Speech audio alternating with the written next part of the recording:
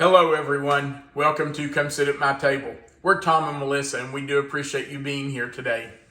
It is a fall, kind of gloomy, dreary day, and this time of year, I think of apples. So today we are doing what some people call sautéed apples, but in our neck of the woods, in the country, they're called fried apples. Now, fried apples are as common as they can be in this area. It's something that we fix all the time. We fix them for breakfast. We fix them to go with our lunch and with dinner. And so it's a simple recipe. It's a fast recipe. And so we thought we would bring you along this morning as we make some fried apples. Let's talk about what we're going to use to make our sautéed apples or fried apples today. You have to start with some butter, and we're going to use half a stick. Now I'm going to tell you, most people who make fried apples don't have a recipe, but I'm going to give you measurements the best I can. This is just kind of how we throw it together. So about half a stick of butter. We're going to use 4 apples. We're going to use 2 tablespoons of cornstarch, and that's just to thicken up the apples. And we will mix that in with 1/2 cup of water. Then to sweeten our apples, we're going to use 1/2 cup of brown sugar. That is not packed in there tightly. It's just scooped in. If you want your apples extra sweet, you may want to pack that brown sugar in. But for us, 1/2 cup just loosely spooned in is enough. And then we're going to use about 1/2 teaspoon of cinnamon. We like cinnamon in our apples, but you don't want your apples to become a cinnamon dish. So just about 1/2 teaspoon or so. I'll just tell you, all these are approximate measures because really when you make fried apples, you just throw stuff in. You don't really measure it out, but I'm doing that so we'll have a recipe to put in. Now, the first thing we need to do, of course, is peel our apples. And by the way, you don't have to peel your apples. If you want to leave the peel on, you can do that. But we kind of prefer our fried apples without the peeling, so I am going to peel them. Then we will core them and we will wedge them. So let's get started peeling our apples. Now, I have washed these, and they do need to be washed, so make sure you have done that. Let's see, Melissa, I need a peeler. Here's my old handy dandy peeler. It's about as old as I am, I think. So we just need to peel our apples if you're going to peel them. Now, some people may say, well, what kind of apples are you using? Well, really, you can use a lot of different apples for fried apples. These are Honeycrisp, and they are one of my very favorites. But you can use a lot of things. I also really like using Golden Delicious when I do fried apples. I know a lot of people use Granny Smith. They're kind of tart. They give a really good flavor to fried apples. But I'll just admit to you, Granny Smith apples are not my favorite. I prefer a much sweeter apple. So I really do like these Honeycrisp or Golden Delicious. So you pick the apple you want. I mean, they're just going to fry up. So it really doesn't matter. If you're worried about whether you're getting a good cooking apple, you can always get on Google and Google it, and they'll give you a list of the 10 best frying apples or, whatever. You can do that. I think my parents do a lot of June apples. Yeah. My grandmother had 3 June apple trees, and she always made fried apples out of those June apples. And before they stopped bearing, she would freeze them. She would always put a bunch in the freezer. So yeah, if you've got June apples, they're a little tart too. And a lot of people like tart apples for fried apples. I'm just not one of those people. I don't really care for tart apples. I like sweet apples better. We've had a lot of people request this recipe, so I think sauteed apples or fried apples might be really popular with more people than what we realize. Yeah, you know, I guess because they're so common here. I mean, we have fried apples all the time. I guess we just don't think about that somebody would need to know how to make fried apples. But yeah, you know, if you've never done it and you like fried apples, you need someone to tell you how to do it. So we're just going to show you what we do. Now, everybody has their own recipe for fried apples or sauteed apples. You know, most people say, well, this is how my granny did it.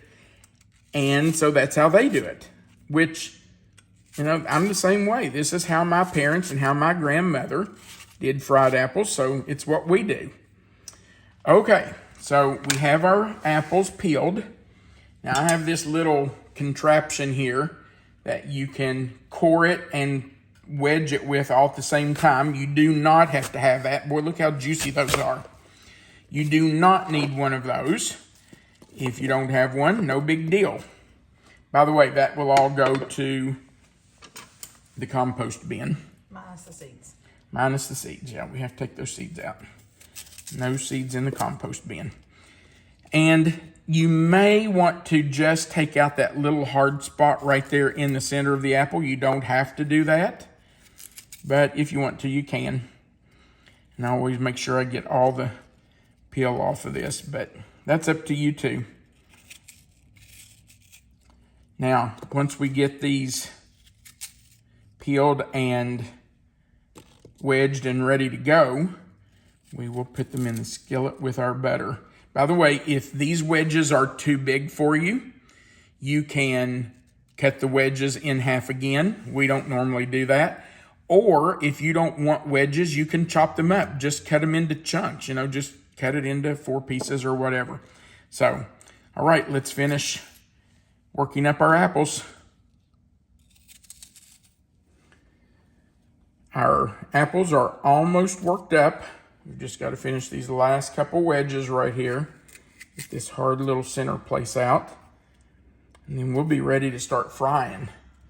So, what can you eat these with? Alyssa, you want to give us some ideas? I was going to say just about anything, but honestly, pork products I think are the best. Yeah, it goes really well with ham, pork chops. It's really good with grilled chicken. Although Claudia Sanders' Dinner House serves them as one of their sides every single day, and most people there are eating chicken, so. That's right. If you go to my favorite restaurant in Kentucky, Claudia Sanders' Dinner House, they serve fried apples with every single meal. So, honestly, these can go with anything. I like them with breakfast. If you have some biscuits and some fried apples, that's a meal. So, honestly, sauteed apples or fried apples can go with just about anything. Okay, we have our butter that has started melting here. And our next step is to add our apples. So we're just going to put those in. Get them started cooking. And then we are going to cover them. I'll turn those up to about 4 on my gas stove. I would consider that low medium. We want to make sure that they're cooking. And I can hear them, so we know they are cooking. We're going to cover them. You want them covered because you do want to hold that steam in. And then we're going to set our timer for 7 minutes. And we're just going to let those sit there and steam and cook. After 7 minutes, we'll come back and finish everything else. But those have to cook for a good 7 minutes. You may want to just keep an eye on them if they're cooking too hard I've got it on about 4 or 5. You may want to turn it down just a little bit once they really start cooking good. All right, we're going to let them cook. Our apples have actually been cooking for about 12 minutes. Now, I told you earlier, we don't normally measure and time when we do fried apples. I was guessing it would take 7 to 8 minutes. It's actually been about 12. And let me tell you how to know when your apples are cooked. You can take a sharp knife and just put down in the apple, and you can see it just falls in. If I turn it loose, it just goes right into the apple. Those are soft all the way through, no resistance at all. So we know those are ready to finish. Now here's what we're going to do. We need to thicken that juice. By the way, when the apples are cooking, they are going to give off liquid. They have a lot of water in them.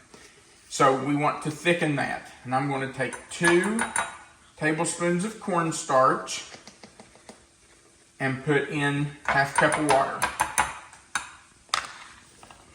And I'm just going to mix that up. Just want to make, ooh, I splashed it out. You just want to make sure that's dissolved well. And we're going to add that with our brown sugar right into our apples.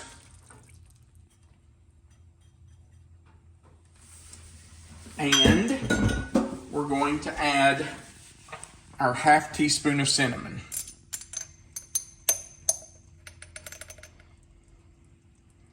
Just sprinkle that all around.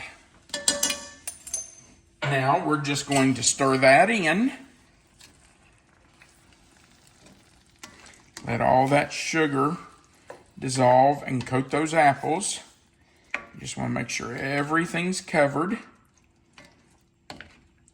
And you can see that's really thin because that cornstarch has to come to a boil to be activated. I guess that's what you would call it. But you want it to come to a boil and start to thicken. Now we're going to cover it again and let those keep cooking just for another few minutes. Anywhere from, I don't know, 2 to 5 minutes, I'm guessing. You just cook them until they're thick and ready to eat. You'll just have to kind of watch them, but you do want to keep an eye on them, but they do need to be covered. So let's cover them.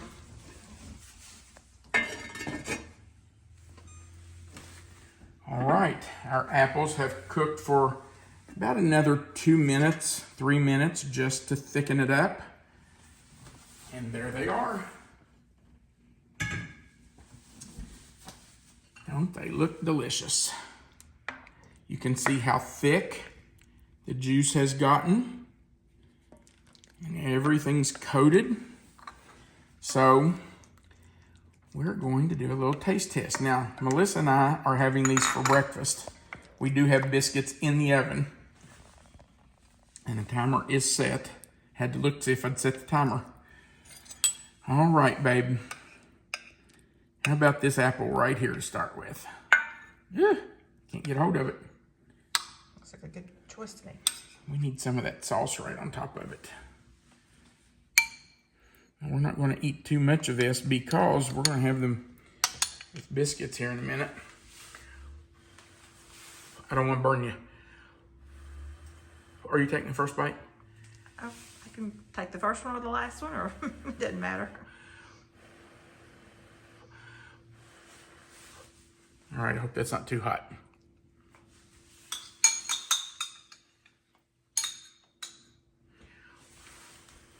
It is hot, isn't it? I can tell what you're doing.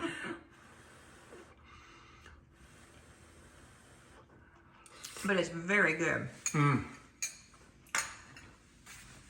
I love how cinnamony it is, but you can still taste the apple. Absolutely. And even though we used Honey Crisp apples, there is a little bit of a tartness to it. Not like there would be if you used Granny Smith. But that's got to be your choice. You decide whether you want a sweeter apple or an apple that's a little more tart.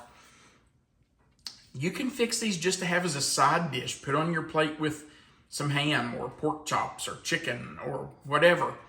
Goes with just about anything, really. All right, thank you for watching our video. We would appreciate you clicking like and subscribe if you haven't clicked the subscribe button. We also would appreciate you clicking that share button and sharing our video to your own social media. That just helps us get the word out about our channel. Also remember that right under this video, where you see the title of this recipe, if you'll click in that box, that description box will expand, and Melissa always puts the written recipe right there for you. It's already written out. Our contact information is right under that. And there's a place for you to leave a comment. And we do love reading your comments. So please leave us a comment. We love to read them. We do appreciate you watching our video. We want you to remember that you are always welcome to come sit at my table. Have a great day.